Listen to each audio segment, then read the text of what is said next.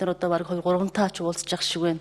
Одоо ер нь яамд юу ярьдгийг, хиний амнаас ямар үг гардгийг одоо бид нар баг үг үсэг болоор цээжлэхээр бид нар ямар асуудал тавьдгийг гэсэн та нар маань ч баг ийм мэдхээр ийм төвшөнд л байгаад байна. Тэгээ ард иргэд маань бол одоо үнэхээр яаж юм гэхээр энэ их хурлын гишүүд засгийн газар гээл манусыгаа хараагаад байдаг. Тэгэхээр бид одоо бас та бүгдийг авчирч байгаа л ингээл асуугаал байдаг. Тэгээ ямар нэгэн тийм дөрвтэй одоо энэ хилцүүлээс гарсан шийдвэрлэлц одоо яг тийм зөрөгтэй хийж болчоор юм одоо ер нь юу байна, юу харагдаад байна. Тэгээ энэ заавал ийм нэг тийм том төсөл явуулна гэл ингээд байдаг. Гэтэл одоо жижигхэн асуудлаар зарим нэг юмдаас гарц боломжууд ер нь харагдахгүй байгаа юм уу? Тэгэд энэ их мөнгө төгрөг эдлээ уулаа гэл ингээд нэг ийм л юм одоо бас яригадаад ингээд явагдаад олон жилж ярьж байна.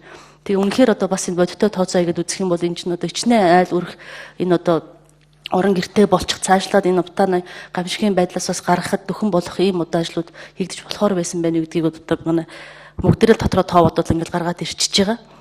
Тэгээд ер нь одоо дөрөвтэй хийчих юм юу байна? Ингээд л одоо олон жил яриа суугаад ах юм уу яах хийх юм те. Тэгэд энэ талаар ийм зөрөгтэй хүн байна уу ер нь юм хийчих тийм. Магадгүй тэр одоо эдсэн улсууд маань биднээс илүү харин одоо тэр орон шорондоо илүү цэвэр агаарт амьдраад байгаа юм биш үү? Тэгээ ийм байдалтай бид нар байгаад ах юм уу? Тэгээ би нэг түрүүчийн эхний хилцүүлэг дээр мэрэгжлийн хяналтнаас нэг асууж ирсэн асуулт байна. Тэн дээр одоо би бас дөрөвтэй хариулт авч чадаагүй. Яасан гэхээр энэ иргэдтэй ямар нэгэн байдлаар бид нар ингээ мэдээллийг айгүйх муу хүргэдэг юм байна. Ялангуяа энэ сурчлагаа түрүү тэр зөвлөл хэлж явах шиг байсан соёнгийн гэрүүлэх ажлуудыг бид нар бас муу хийдэг юм байна.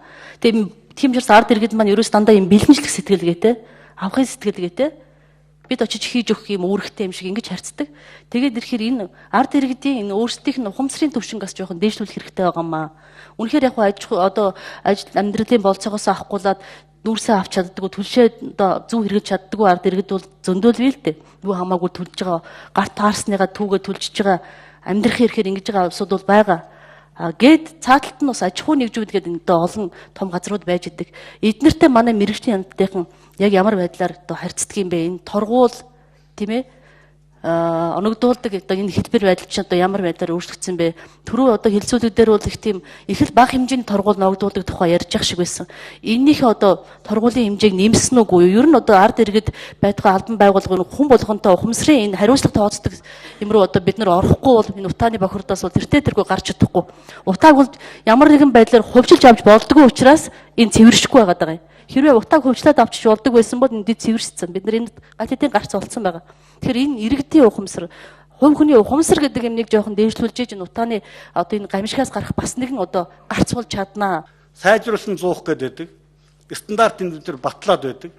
Бид нар нэг нүглийн нүдийг гурлаад хуураад байгаа. Утаа гарахгүй ингээд харагдаад ахаар зэрэг бид нар утаа буурцсан байна. Одоо хар утаа биш цэгэр утаа гарч ийн.